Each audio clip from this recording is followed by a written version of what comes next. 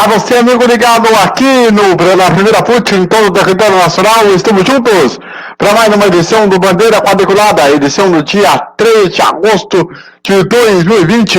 Vamos então aos destaques dessa edição.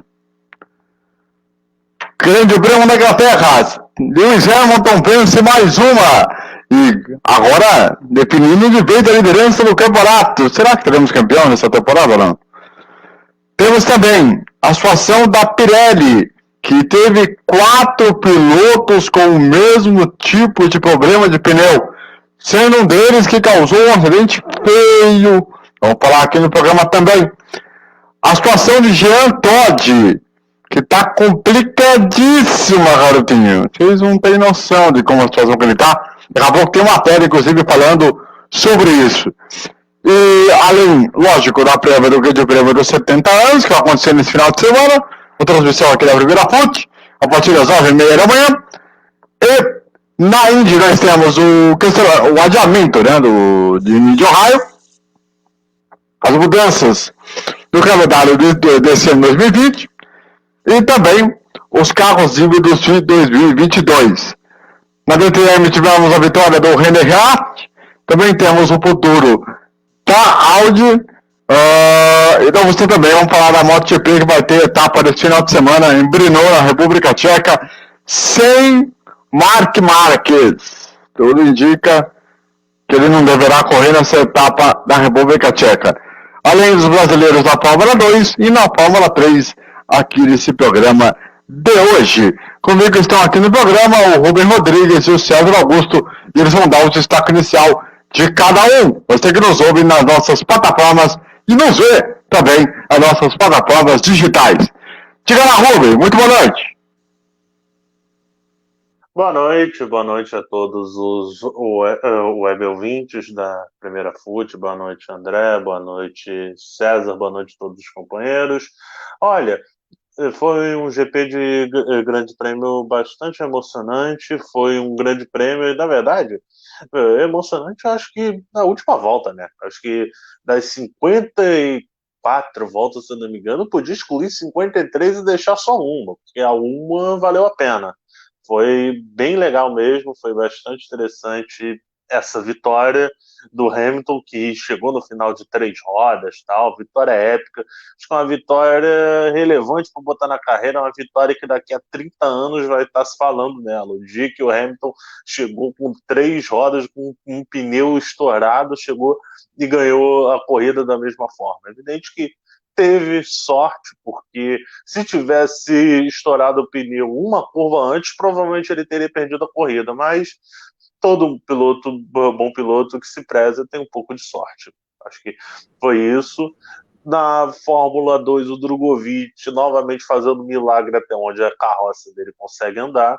Por falar em carroça, não esqueci ainda da pauta desse Bandeira Quadriculada hoje. 5 carros populares que são melhores que a Ferrari 2020. Boa, tá aí uma boa discussão para falar nesse programa de hoje. Tem aqui também o César Augusto, depois de muito tempo ele está de volta aqui nesse programa, como participante desse programa, vamos dizer aqui, mandar as minhas orações, a minha fé, nosso Rafael Wilson, nosso companheiro aqui da Primeira Fute, que está se recuperando, né, vai ficar isolado aí durante 15 dias, e espero que logo ele possa estar de volta aqui a esse programa. Tudo bem, César? Boa noite. Bom dia, boa tarde, boa noite. E a discussão que nós teremos hoje é que se mostra que o pneu Pirelli é pior do que o pneu remoldado de alguma fábrica dos anos 2000. Muito bem, então passa para cá, porque agora é o seguinte, vamos falar aqui então do Grande Prêmio da Inglaterra, que teve ontem a vitória do Lewis Hamilton, ele que venceu mais uma prova no campeonato, ele vai aumentando a vantagem numa corrida que foi bem mais ou menos, e que acabou aí com o segundo lugar do Verstappen e a terceira posição do Leclerc, né, que pode ser colocado no campeonato que está aí dominando já a situação. E eu queria saber de vocês o seguinte, já como o Rubem deu destaque aí. Eu vou aproveitar para falar o seguinte com ele sobre duas coisas. Coloca o Rubem aqui. É o seguinte, Rubem, a primeira situação, o Gasly, que acabou descoberto que ele bateu por conta do primeiro furo de pneu traseiro esquerdo, que na transmissão a gente não tinha percebido, e só hoje foi reparado, porque uma pessoa, né, fez uma série de prints, né, explicando tudo o que aconteceu. Até agora eu entendo porque que ele estava revoltado em relação à câmera, né? Então, que você pode falar dessa corrida aí, que foi realmente abaixo do que esperava, até muito sonolento, e também, fala real, né?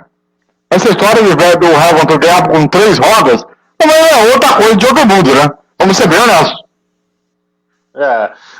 Ficou um enredo no final legal, porque foi uma corrida fraca. Foi uma corrida que o Hamilton dominou de ponta a ponta, inclusive venceu de ponta a ponta, liderou todas as voltas da corrida. Ficou um enredo legal essa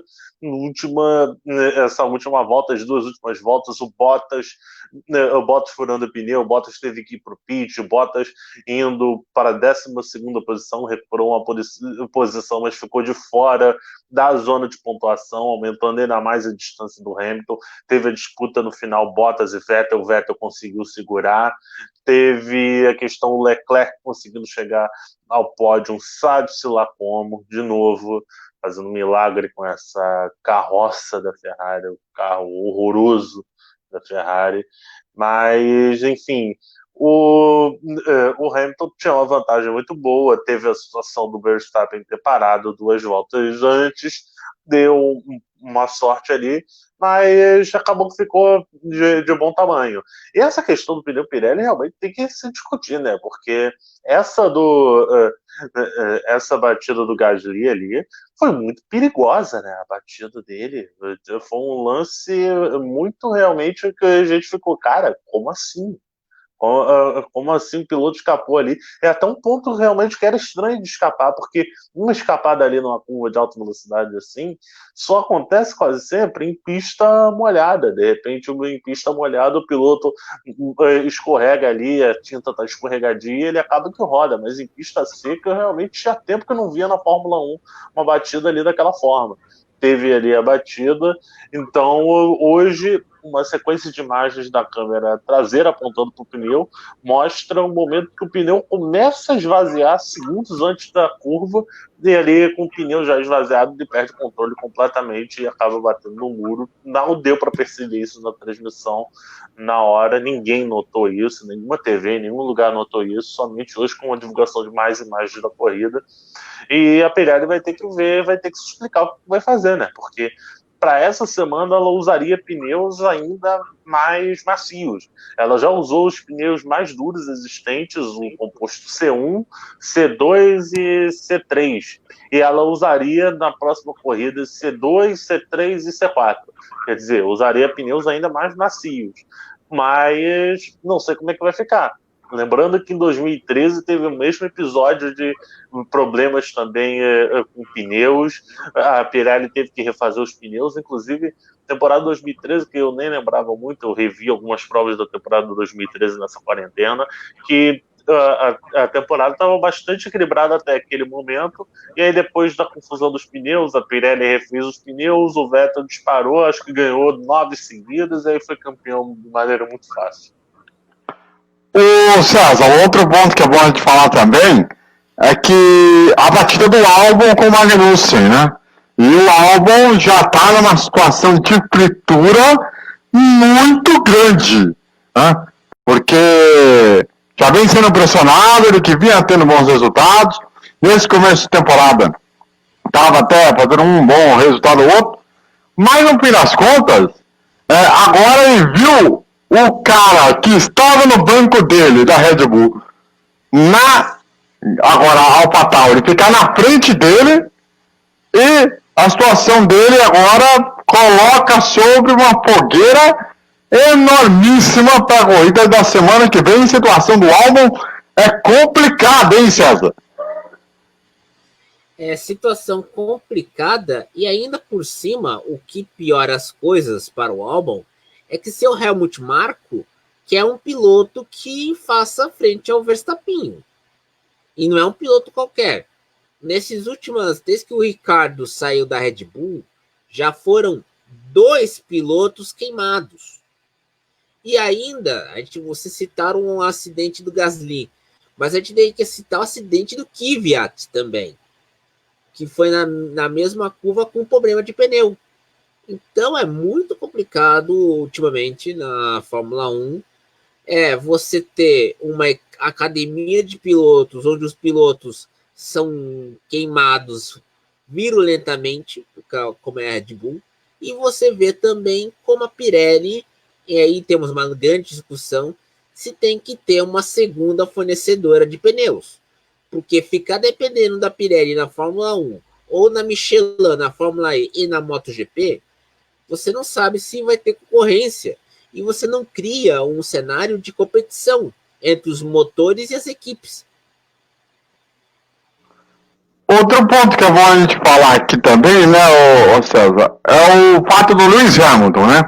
Ele ganha a prova com 3 rodas, líder do campeonato, é absoluto, é o cara que parece que realmente não deve perder o campeonato, só se realmente o Verstappen mudar muita coisa.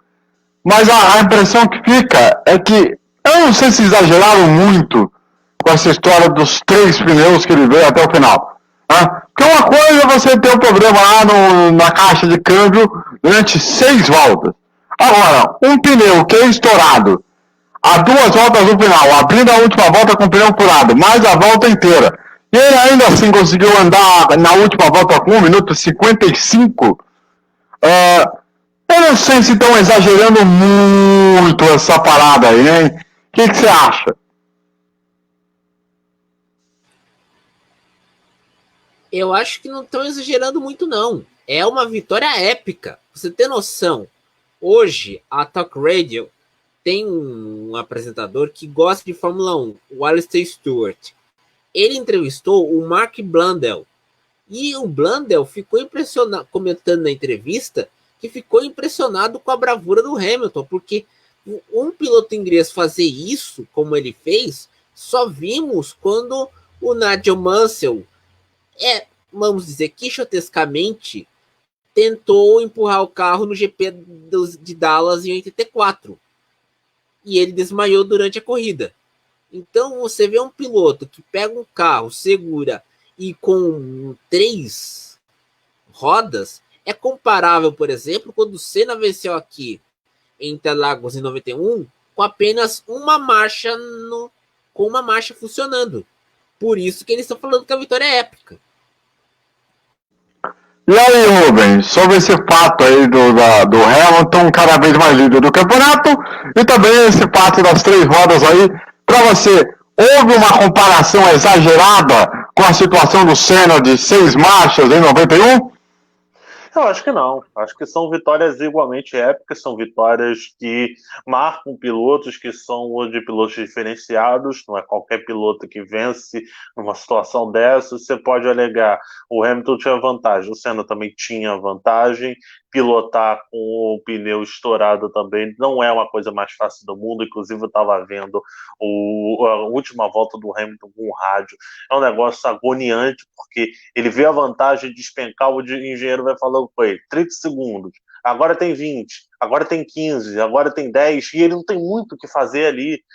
Se ele forçar ali, ele botava o carro na brita. Então, quer dizer, você tem que ter um autocontrole mental muito grande para você ir levando ali no pianinho. Você levando no pianinho sabendo que, tá chegando, tá chegando, tá chegando. E você não tem o que fazer.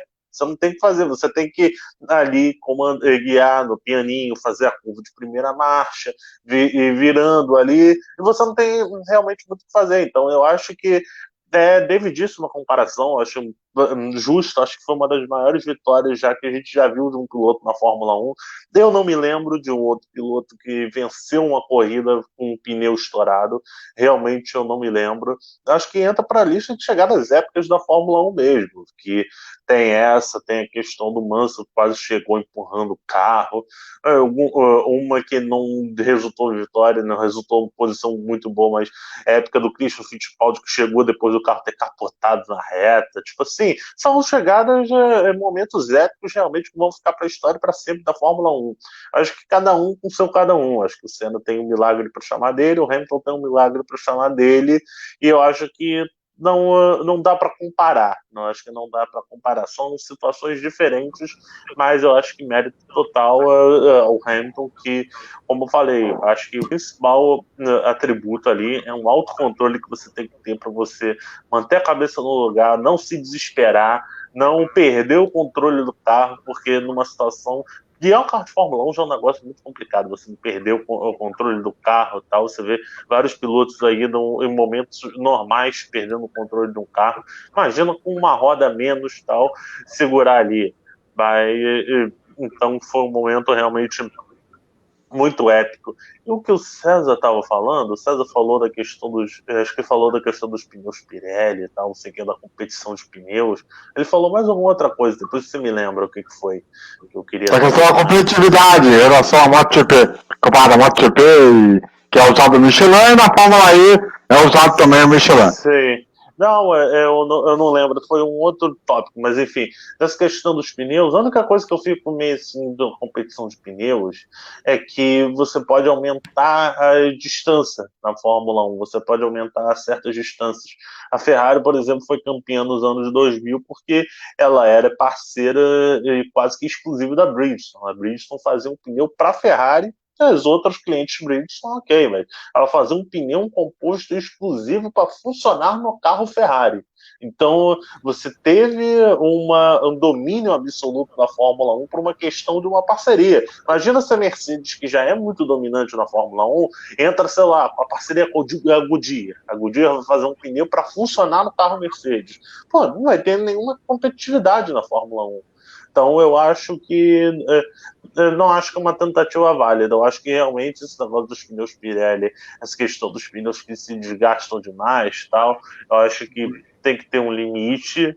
Eu acho que já melhorou. Nas primeiras temporadas era um negócio piada, você via que era totalmente forçado os pneus que não duravam nada, tal. Mas, enfim. O que o Ruben está querendo dizer é em relação a uma falsa competição, né? Você vai privilegiar um ao invés de outro. Dependendo do. Né?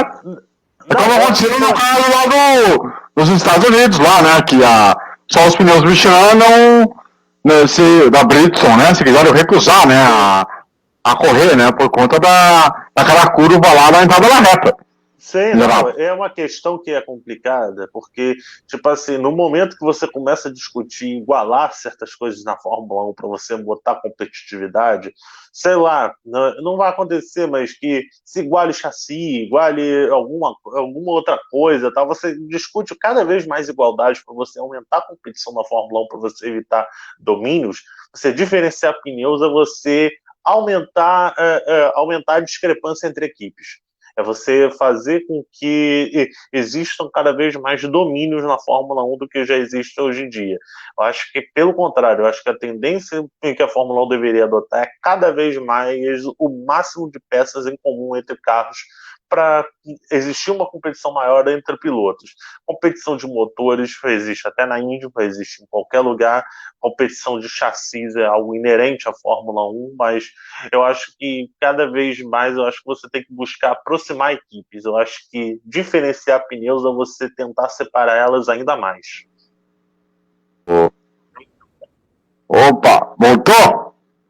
Quer complementar aí, Robert? Não, foi só isso mesmo. Foi só isso. Ok. Então, vamos lá. Vem pra cá, porque agora é o seguinte. Lembra na semana passada que nós falamos aqui sobre a situação do Jean Todt, né? Que eu disse, né? Que ele está sendo cada vez mais se submetendo à Liberty Media, né? Em função de toda aquela polêmica do Grande Prêmio do Brasil que nós falamos aqui na semana passada. Pois bem, a situação dele está bastante complicada no cargo da FIA, e quem traz as informações sobre tudo o que está acontecendo com o Jean Todt é o Fernando Bodolazo, e você acompanha agora. Alô, pessoal, ligado no Bandeira Quadriculada em todo o Brasil, grande abraço. Vamos trazer então matérias do mundo da velocidade. Segundo o site motorsport.com, em conversas com a organização do Grande Prêmio do Brasil, mesmo com o cancelamento da prova, alegando complicações sanitárias devido ao Covid-19, o Grande Prêmio não ganha o direito de tentar realizar a prova em 2001, ou seja, 2021, perdão.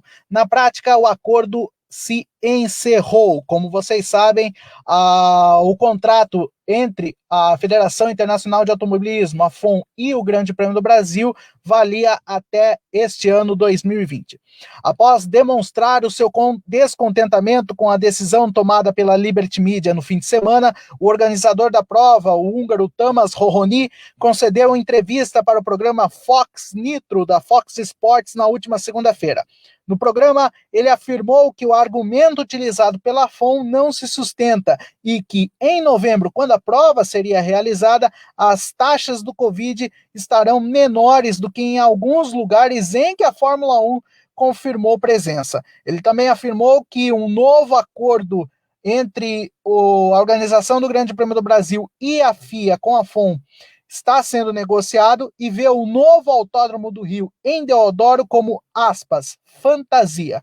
Vale lembrar que a Rio Motorsports, que controla o consórcio de construção do autódromo e busca comprar os direitos de transmissão os direitos da prova, não só também como transmissão da categoria, ofereceu 60 milhões de dólares para levar a Fórmula 1 novamente ao solo carioca, além do que o próprio Tamás Rohoni afirmou também que planeja processar a Liberty Media e a FOM por quebra de contrato.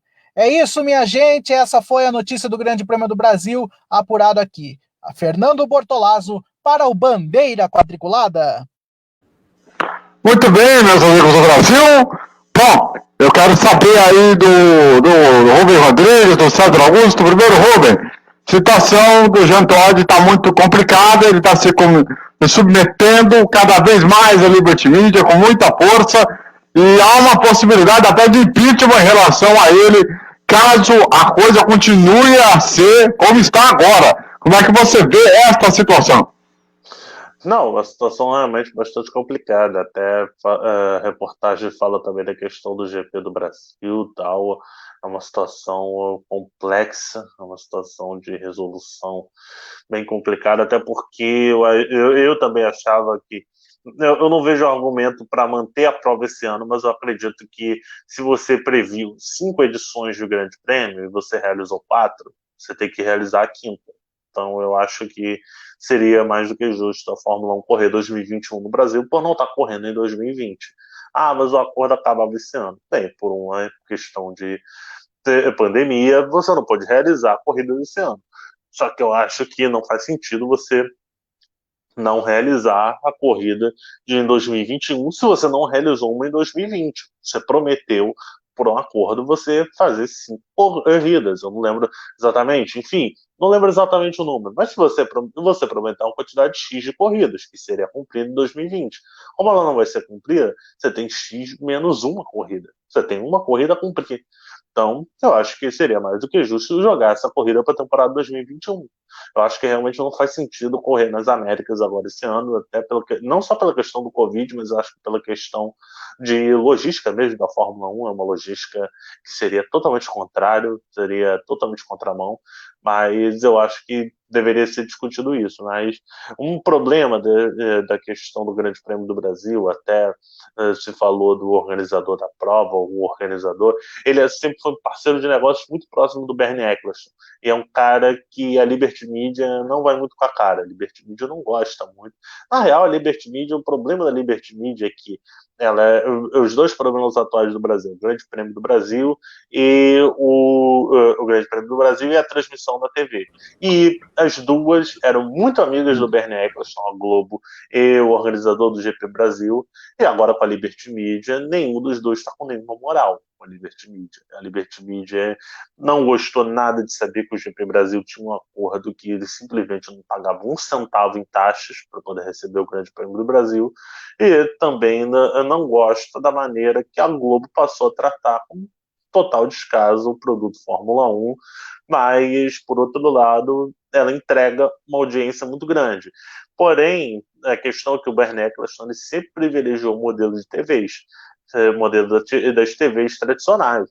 A Liberty Media, ela pensa, se não tiver, eu faço no meu streaming, na minha plataforma de streaming, e é isso que importa, vender uma plataforma de streaming, que até agora não deu esse retorno financeiro que a Liberty Media esperava. A Liberty Media tem seus acertos nessas últimas temporadas que vem administrando a Fórmula 1, mas também tem erros que, ao meu ver, são bastante graves. Eu acho que esse erro, essa tentativa de salto para o streaming é ainda meio equivocado. Eu acho que nessa questão do Grande Prêmio do Brasil seria um equívoco muito grande também, porque por que a Liberty Media está embarcando nesse projeto do Rio de Janeiro? Projeto que nem começou, projeto que ainda está ali, nem começou obra, nem nada tal. Eu entendo a Liberty Media querer trazer a corrida para o Rio de Janeiro por ser um destino turístico e tal, só que você vai se tiver algum projeto. Você não vai se jogando no abismo num lugar que nem sequer tem um trator fazendo terraplanagem sequer. Você não está ali, por exemplo, as obras do autódromo já começaram. Pode ser que em novembro de 2021 elas estejam prontas. Não, nem começaram, nem pensaram em começar ainda as obras. Então, ao meu ver, não tem sentido.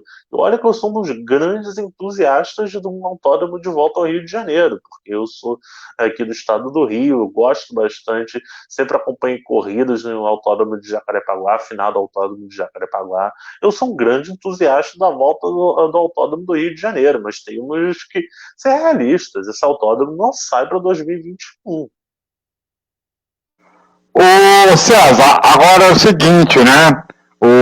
O Jean Todt, a gente sabe muito bem que a situação dele, ele não tem sido um cara firme, não tem sido um cara realmente forte de algumas posturas, que a Liberty Media está querendo mandar mais do que a Fórmula 1, quer dizer, algo está errado, né?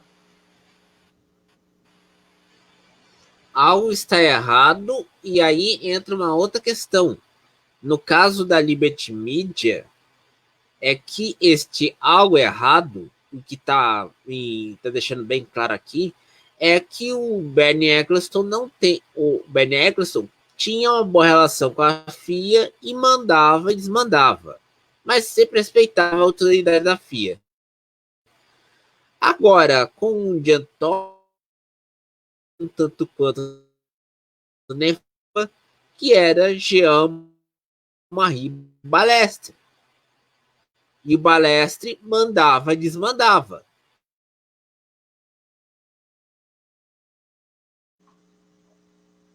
O César cortado um pouquinho.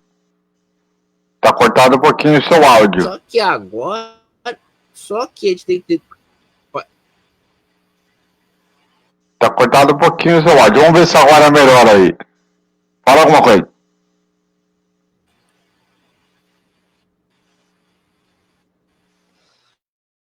Posso falar agora alguma coisa? Beleza, pode prosseguir. Tá. Não sei.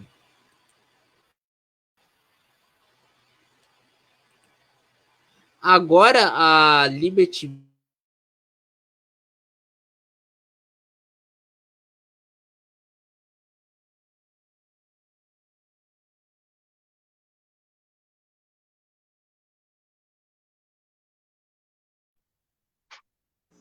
Complicou. Acho que o César caiu.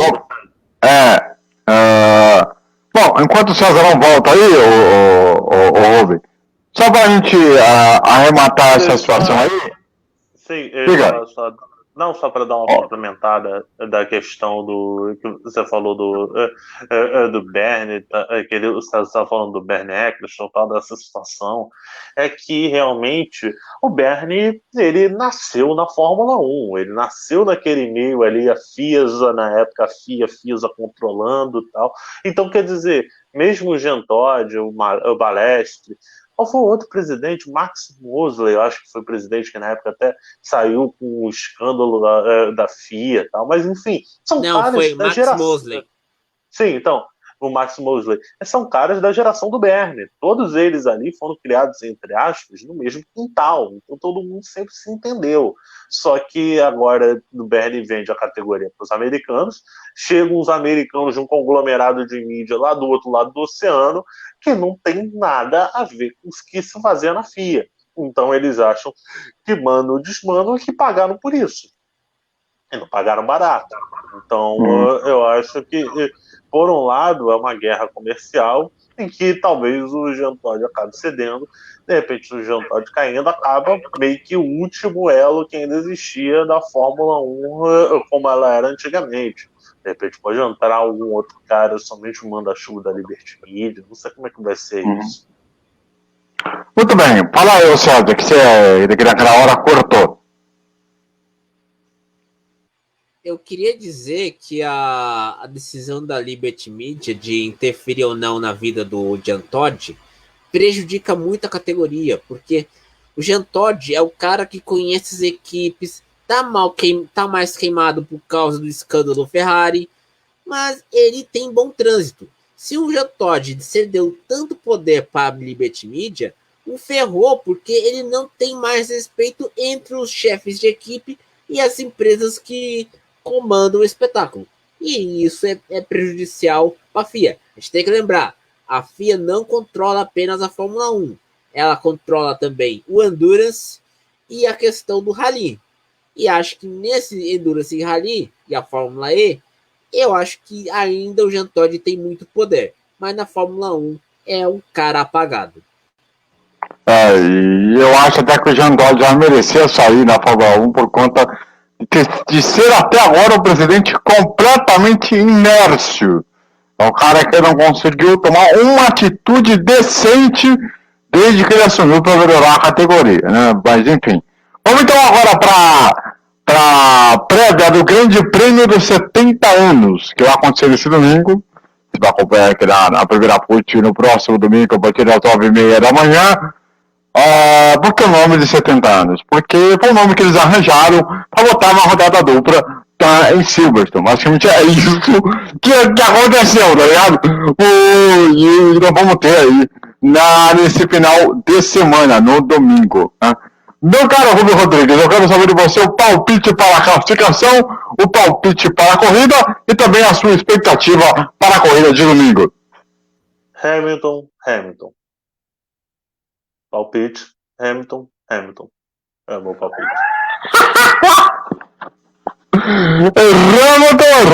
Hamilton, é isso. Não é nada. Hamilton pole position, volta mais rápida e vencedor da corrida. Pronto. Certo. E você, César? Para você, sua expectativa? Hamilton e nada mais. Boa. Interessante. Bom, vamos lá. Diga.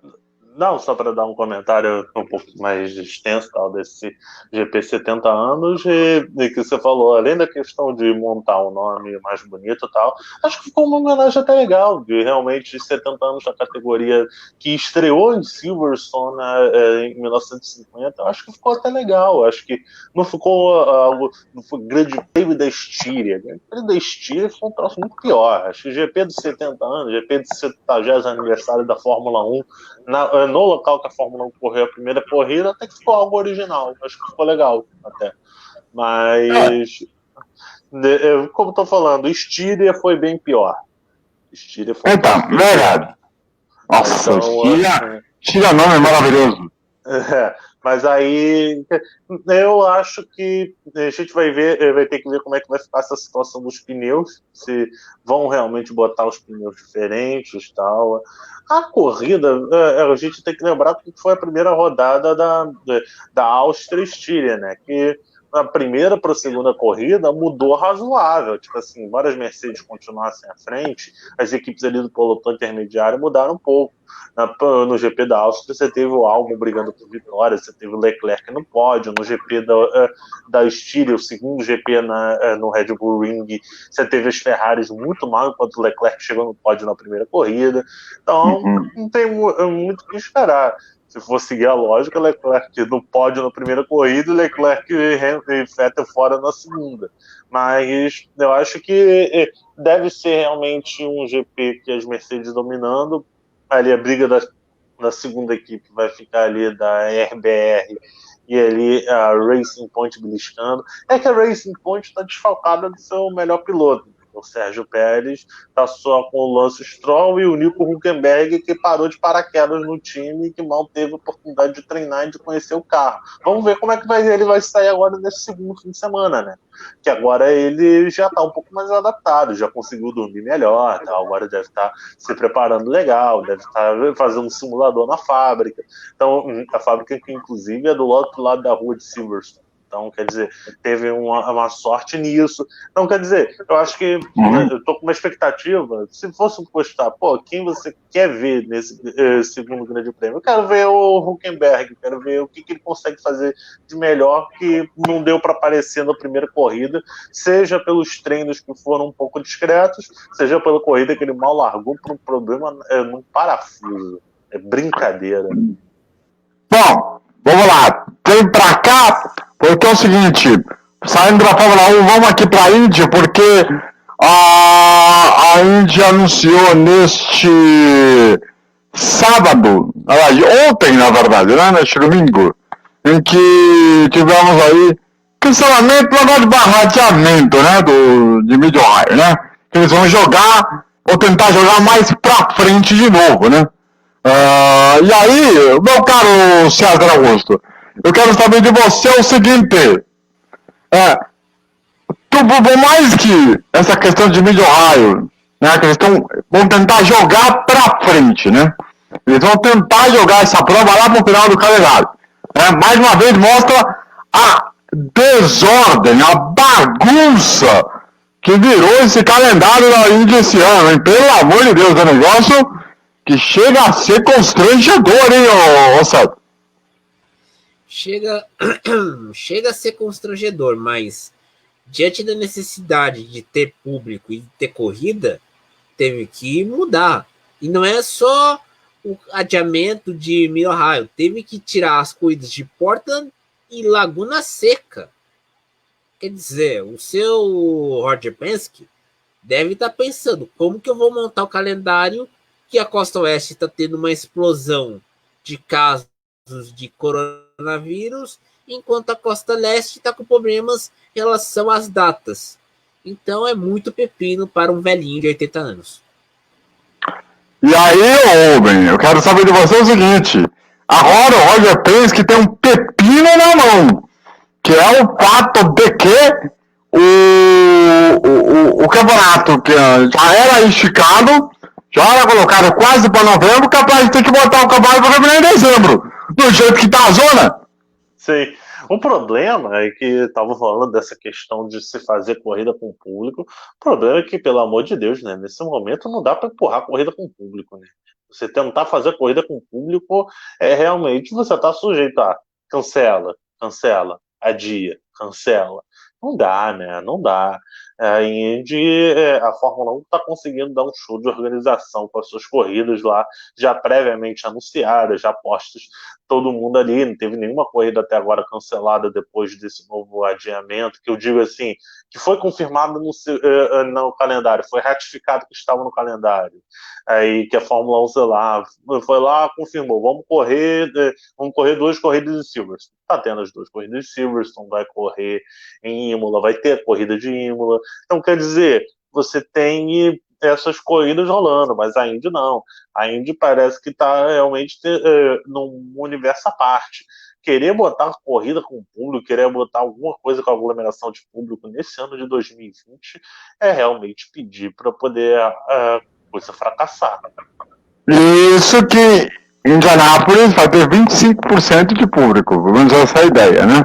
Para o Grande Prêmio em agosto. Se vai dar certo, eu não sei.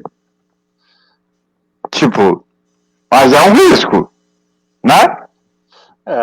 Eu acho que o automobilismo dos esportes que estão já voltando, eu acho que, embora o lado financeiro é um dos esportes que menos faz falta a questão do público ou não. O futebol, por exemplo, faz muito mais falta a ausência de público. Futebol é algo que chega a ser ruim acompanhar um jogo sem torcida. As corridas não fazem diferença. Eu não acho que não faz essa diferença toda, além do lado financeiro. Mas eu acho que em termos de imagem, não faz essa diferença toda, não.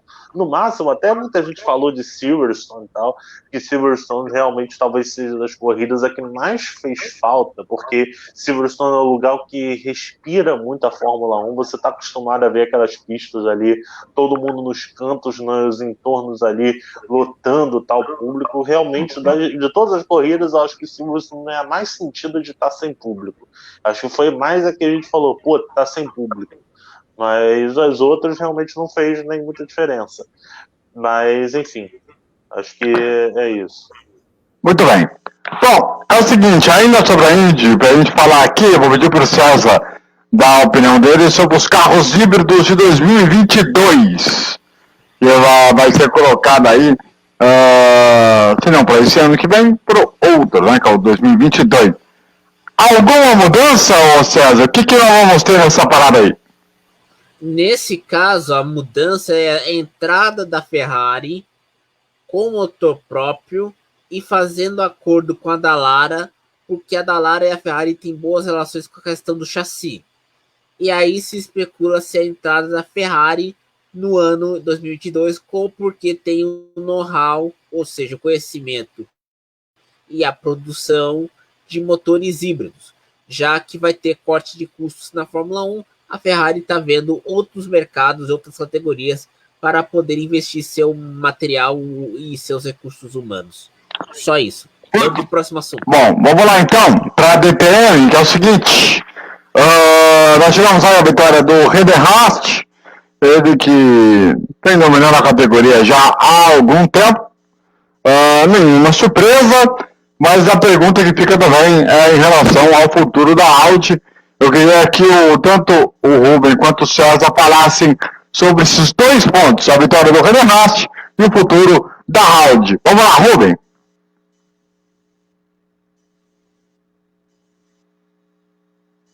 Diga. Para você falar sobre a vitória do Rederhast na DTM e o futuro da Audi. Olha, eu realmente não acompanhei a DTM esse fim de semana. O futuro da Audi eu estou conferindo por alto. Tal, é um momento realmente complicado. Tal. A Audi, que é uma das marcas tradicionalíssimas da DTM, seria bem ruim perder uma estrutura tão importante numa categoria como a DTM. Seria realmente trágico. Mas eu não sei se realmente fica, não. O momento econômico eu acho que não favorece. E aquela coisa também, né, César? O campeonato já está numa situação arrastada, um campeonato que também está mais inchado e que perdeu aí a W Series como dobradinha, né? Em algumas corridas do calendário. É uma situação para a DTM bem triste, porque o Rederhast, tudo bem, né? Ele tem os seus méritos e tal, mas num campeonato em que a Audi não se sabe nem se vai ficar pro ano que vem, a situação tá meio complicada, não? Tá meio complicada e também tem outro detalhe. A Audi não vai ficar no ano que vem e não tem uma outra montadora para substituir o programa da DTM da Audi. Esse é o pepino, porque só vai ter a BMW, a Mercedes vai focar na questão do carro elétrico, a BMW também, a Audi também está no carro elétrico, e aí seu Gerhard Berger não tem como atrair outras montadoras para o Gran Turismo alemão, o DTM. E isso é triste para nós. Muito bem. Bom, vem para cá, porque agora é o seguinte, a MotoGP, vamos ter etapa neste final de semana, no domingo, o Grande Prêmio da República Tcheca em Brno, que vai acontecer um pouquinho antes da Fórmula 1, inclusive, né? Vamos ter Moto E, Moto 3, Moto 2 e MotoGP. Eu quero saber de vocês, das expectativas para essa prova de domingo. Rubem, para você, Eric Granado, na Moto E, tem possibilidade de vitória na corrida de domingo? E, no caso da MotoGP, sem o Marc Marquez, a não ser que ele consiga ter condições de correr, já que ele vai passar por uma segunda cirurgia para a placa de titânio. Será que Quartararo vai ter nova possibilidade também de vitória? Também no domingo, queria que você falasse esses 2 pontos.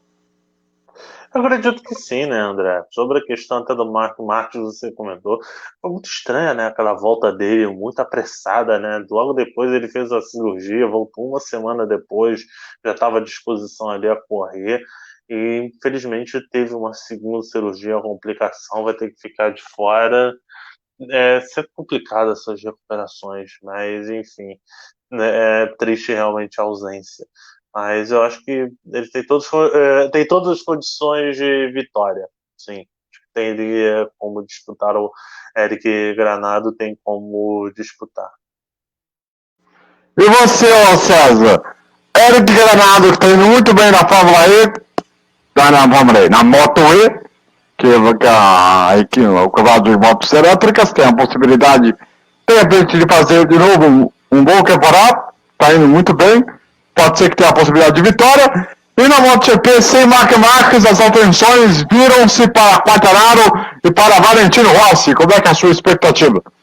Sem Marc Marques, meu amigo, teremos nesse ano, pela primeira vez em 7 anos, a hegemonia da Yamaha.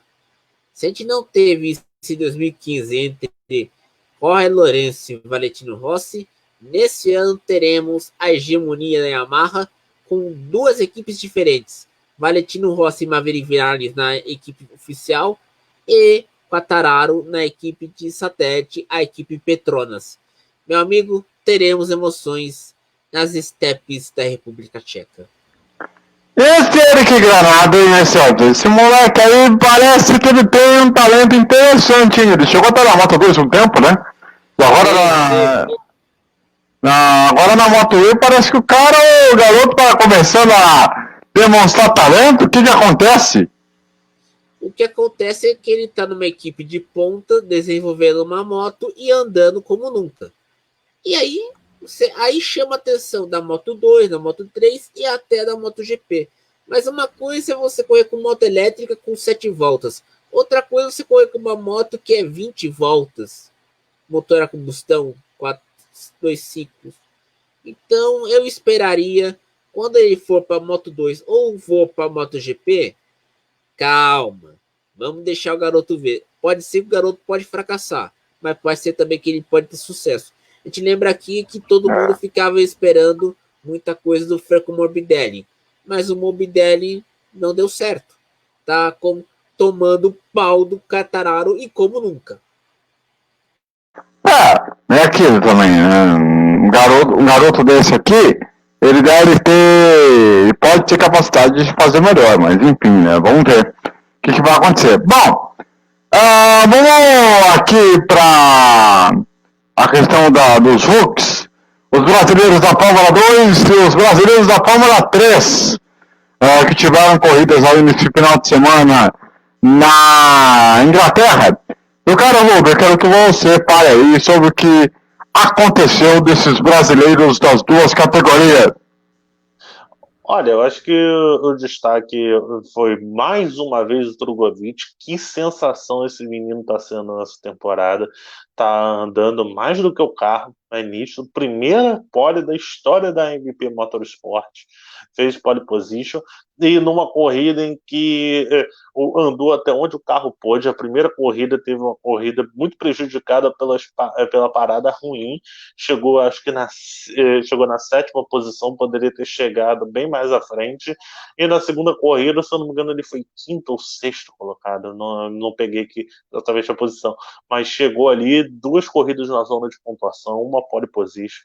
Extremamente regular o Drogovic. É aquele negócio, ele tá numa equipe nessa temporada que não é para ser campeão, é para mostrar alguns momentos de talento e tal, para poder pegar uma vaga para poder ser campeão, que eu acho que ele briga para ser campeão na segunda temporada de Fórmula 2. Eu tava até pensando aqui, eu acho que o Drogovic nunca perdeu com um companheiro de equipe, tá amassando um companheiro de equipe, o Delatraz, que é qual é o companheiro de equipe mesmo dele? Esqueci o nome agora, me fugiu da cabeça o nome. Mas... Qual que você tá falando? Do Drogovic. O Drogovic, se eu não me engano, acho que é DPRT, acho. Se eu não me engano. Mas depois tem que confirmar.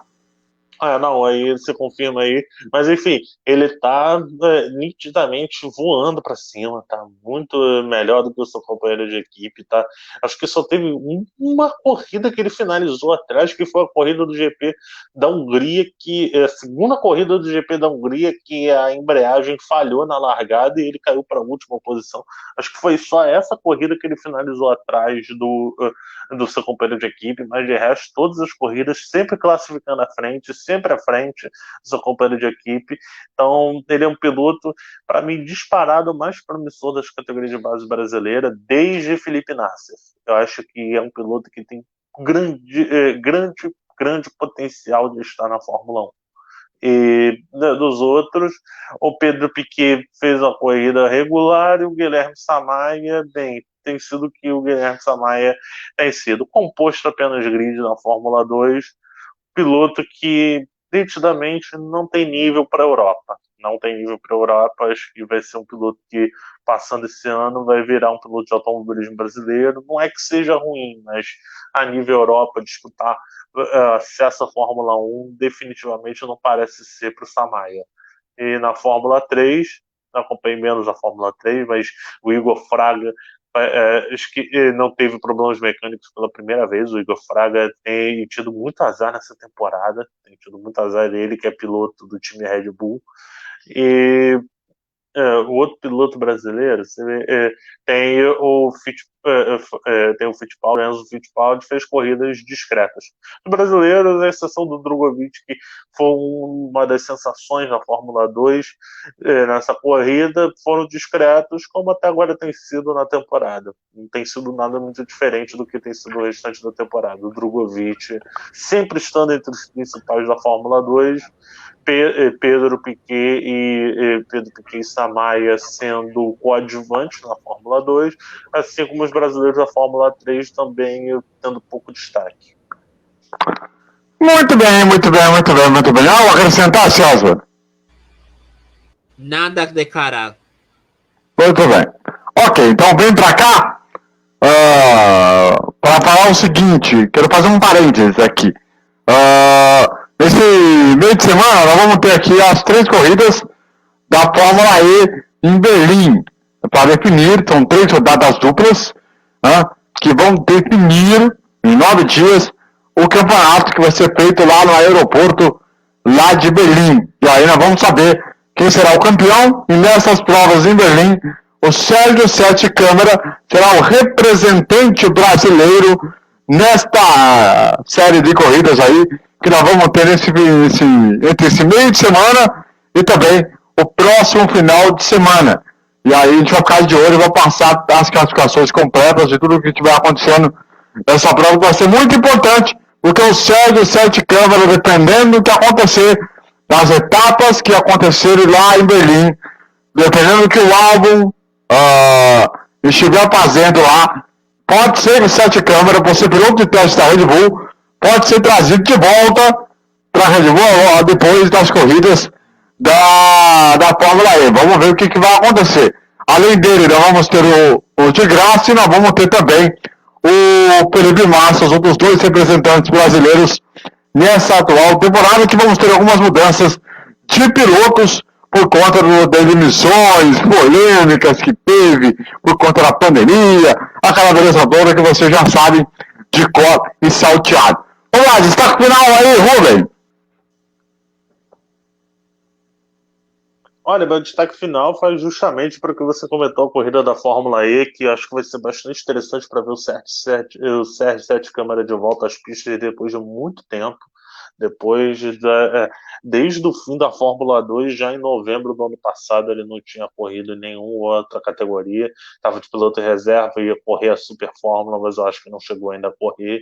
Então, enfim, vai ser muito interessante isso. Eu acho que pode ser realmente uma tentativa de conseguir, de repente, um espaço ali na Red Bull, na AlphaTauri e tal, porque nesse momento a Red Bull tem ali tem só de unanimidade nas duas equipes dos dois times, só o Max Verstappen. Ninguém mexe no Verstappen. O resto, uma vaga de Red Bull e as outras duas vagas de AlphaTauri são vagas, diria que até meio que abertas. Se aparecer o Sérgio Câmara voando, não é impossível dele parar numa Red Bull a curto, médio prazo. Muito bem. César Augusto, seu destaque final, por favor. Um bom GP de 70 anos de Fórmula 1 para nós. A você em casa, em todo o Brasil, eu quero agradecer demais pela grande audiência, pela grande companhia. Muito obrigado, uma boa semana para todo mundo. Fiquem em casa, um grande abraço a todos e até a semana que vem. Valeu!